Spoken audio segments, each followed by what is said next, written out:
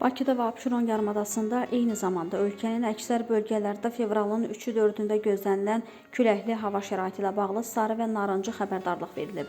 Bu barədə Milli Hidrometeorologiya Xidməti məlumat yayıb. Belə ki, Bakıda və Abşeron yarımadasında Xızı, Quba, Qusar, Şabran, Xaçmaz, Siyəsən, Mingəçevir, Qazax, Ağstafa, Tovuz, Şəmkir, Samux, Gəncə, Naftalan, Goranboy, Kəlbəcər, Qovustan, Daşkəsəndə narıncı xəbərdarlığa uyğun olaraq şimal-qərb küləyi əsəcək. Ölkənin digər bölgələrində isə sarı xəbərdarlığa uyğun olaraq şimal-qərb küləyi əsəcək. Küləyin sürəti 13,9-20,7 metr/saniyə təşkil edəcək.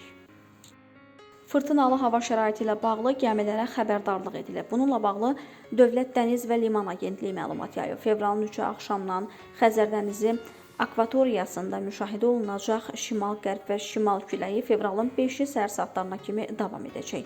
Həmin günlər ərazidə şimal-qərb və şimal küləyinin güclənəcəyi gözlənilir.